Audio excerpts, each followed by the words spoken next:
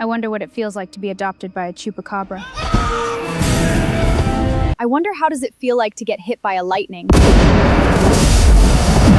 Who was the psychopath that decided to make this thing for age 10?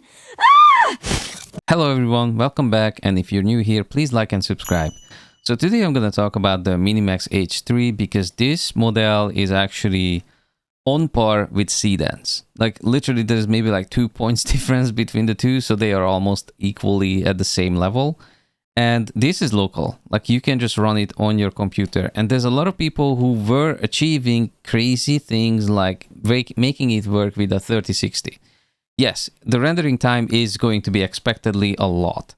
But currently this model is not distilled, there is no turbo LoRa's, there's no distilled LoRa's, there's nothing for it. The only thing that you can get is literally this node from Kijai. Kijai has these Sage Attention things going on, and this is the node that you want to download. Well, technically you don't need to download it, you just need to update your Kijai nodes, because if you have no Kijai nodes, what are you doing? You need to download the Kijai nodes. I'm going to link the link for that in the description. So this is what it will look like. This is going to be your Kijai nodes. There's another link that I'm going to put into the description, which is going to be the official ComfyUI org Minimax H3 depository. If you want, you can download all of these models, but here's what you need to know about them. The big ones, they work on a 5090 and they will probably work on a lower end card as well, but it's going to be taking ages to actually render something with these things. For me on the 6090, if I wanted to render a video that's 5 seconds long on full HD, it would take me 15 minutes, including if I use Sage Attention 2.2, because that's what I have installed. I don't have Sage Attention 3, I just have 2.2. I think many people have 2.2 as well. However, if you're a normal person, you will download either the INT8 Convert or the pruned INT8 Convert, not the FP8. Don't use the FP8 if you have a 50 series card. I think the FP8 is probably there for other type of cards that are unable to use the INT8 Convert version or the pruned INT8 Convert version. And this is because the FP8 is a little bit older and you can expect a little bit slower speed from this. I tested it. The 5 second long clips are going to be about 10% faster with the pruned INT8 Convert model. And as you can see, there's literally no difference between sizes for an FP8 or an INT8 for me. And I think what you will maybe notice that for some people with different cards, not 50 series, the FP8 might actually do better than the INT8, or you might not even be able to use the INT8 on your card. I'm not sure. I think there is like a CUDA version maybe that you would need to even run this thing or something. I don't really know the rules, but the point is that I tested it. For me on a 5090 or 50 series cards or Blackwell cards, the INT8 Convert or the pruned INT8 Convert is going to be better than the FP8. That's just a fact right now. There is 2 different models, like even though there's like 4 different versions, there's 2 different models. This model, the first 4 of the models, these are going to be your image to video or text to video models. You can only add images or text, but this one, these models, same rule goes for all the extensions like the BF16 INT8 Convert, pruned FP8 scaled, and the pruned INT8 Convert. Same thing that I was talking about here, with the exception of these models are going to be for reference. So when you go to your workflows, you click on templates and you can see these 3. When you click on these, there's going to be an option to download the versions of the models. I think the basic, what you have to download is the INT8 Convert pruned. That's what you're going to download. That's the smallest version. But if you need other versions, that's why I'm going to include the link in the description. This is the official ComfyUI org link anyways. So you probably want to know that or know it already. When you download these workflows, between the image to video and the text to video, there's going to be no difference. The only difference between them is going to be one node disconnected. And this is the reference to video. The image to video workflow, if you want text to video, you just disconnect this. And you already have a text to video workflow. And that's literally what the text to video workflow is in difference between these two. So you can just download either or. And I would say just download the image to video workflow. And if you don't want images, disconnect the image.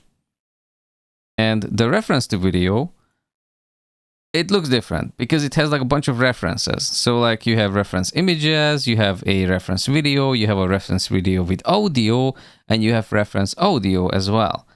I haven't tried it for lip syncing yet. I will probably try it later. What you saw in my intro, those are either known by the model, like you can literally prompt Wednesday into the model.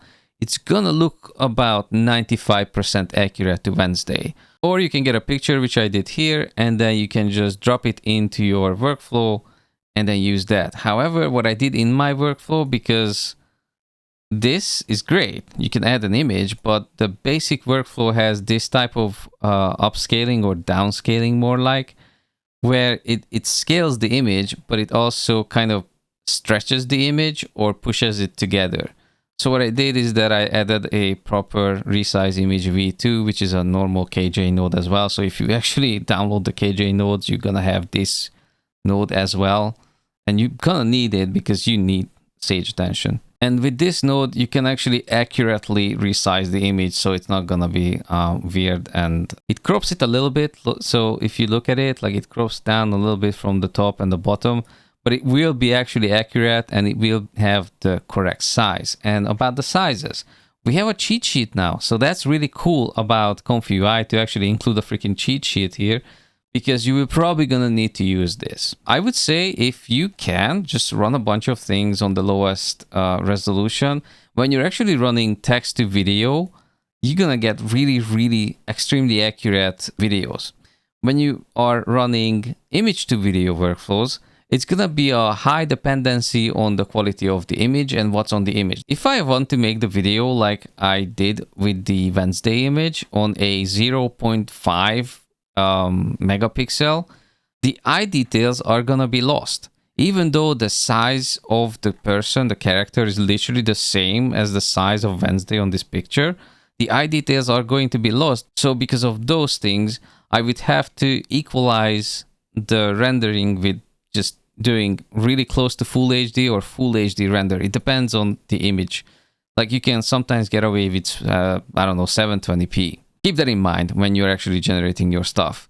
I think this is why also there's a lot of people who are having issues with animation. I think like 0.5 megapixel, this was really good. I did render it in full HD because I wanted to make it in full HD. And you can see that it's not really a big difference between them. It's still really good quality, but also this is basically a little bit different workflow with a different model. It went really well on a lower resolution because it handles it better because of the colors. So when you're actually making images, when you're making all these edits, and when you're making your plans, how to make these scenes look, keep these things in mind. There's also a thing when you're adding references, especially with like audio or video, they are going to extend the time that you have to render because all those information have to be processed by this thing here. This is just one node, and that's kind of annoying, but whatever. It works really well, over exceeding the expectations, because the first results that I have seen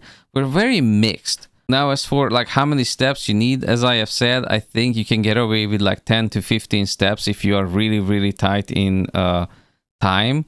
But I do recommend using 20 steps, especially with the reference version, because in the reference version, when you're using 20 steps, the audio is actually way better, in my opinion, than like 15 steps. This is what I noticed. Depends on the audio, of course, as well, and the length of the audio that you put in as a reference. But overall, I have noticed that it's just better to actually do at least 20 steps. I don't think you need to do too much steps as well, because that's just kind of like irrelevant. If after a while, it just becomes too much or even overbaked. Technically, I don't have like 90% RAM connection. Don't worry about that. I still have the model in my RAM and VRAM, and I also have DaVinci Resolve open, and I also have like 50 different tabs open in Chrome, and I also have Mozilla open. So there's like a lot of things that I have open.